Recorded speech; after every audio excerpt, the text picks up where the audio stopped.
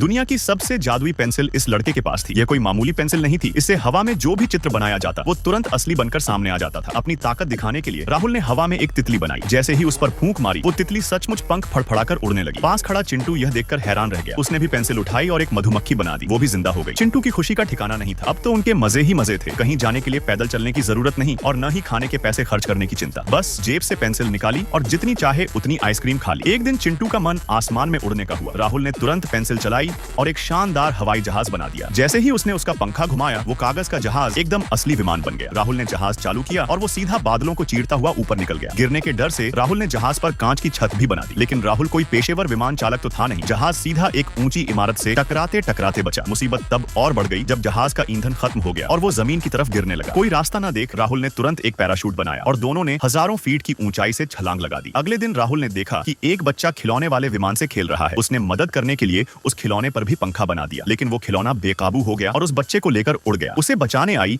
उसकी माँ भी साथ में हवा में लटक गई। गनीमत यह थी कि वहाँ के सुरक्षा कर्मी ने समय रहते उन्हें बचा लिया। कुछ दिन बाद एक गुंडे की नजर उस जादुई पेंसिल पर पड़ गई। उसने पेंसिल चुरा ली और चिंटू को तहखाने में कैद कर दिया। गुंडे ने जमीन पर एक जाल बनाया ताकि चिंटू भाग न सके और खुद एक रथ बनाकर दुनिया पर कब्जा करने निकल पड़ा। जब लगा कि सब खत्म हो गया चिंटू को याद आया कि उसके पास पेंसिल का एक छोटा टुकड़ा बचा है। उसने तुरंत एक चाबी बनाई और हथकड़ी खोल दी। फिर उसने एक उड़ने वाला गुब्बारा बनाया और गुंडे का पीछा करने निकल पड़ा। चिंटू ने गुंडे को पकड़ने के लिए लोहे की जंजीर बनाई और उसके हाथ बांध दिए। लेकिन गुंडे ने तुरंत एक कुल्हाड़ी बनाकर जंजीर काट दी। गुंडे ने कुल्हाड़ी से हमला किया तो राहुल ने लकड़ी का तना बनाकर खुद को बचाया। फिर राहुल ने एक विशाल पंखा बनाया और उसकी तेज हवा से गुंडे को मीलों दूर उड़ा दिया। गुंडा भी हार मानने वाला नहीं था। उसने एक गुलेल बनाई और बड़ा सा पत्थर फेंका। राहुल ने समझदारी दिखाते हुए एक स्प्रिंग बनाया जिससे टकराकर वो पत्थर वापस गुंडे को ही जा लगा। राहुल ने पेंसिल छीनने की कोशिश की तो गुंडे ने पेंसिल को निगल लिया। अब उसके अंदर शैतानी ताकत आ गई। उसने जमीन पर आग ही आग फैला दी। राहुल और चिंटू बुरी तरह फंस गए थे। तभी राहुल के दोस्त वहां आ पहुंचे। उन्होंने एक विशाल जानवर का रूप लिया और गुंडे को जोरदार टक्कर मारी। टक्कर इतनी तेज थी कि पेंसिल गुंडे के मुंह से बाहर आ गिरी। पेंसिल बाहर आते ही सारी जादुई ताकत खत्म हो गई और सब कुछ पहले जैसा सामान्य हो गया।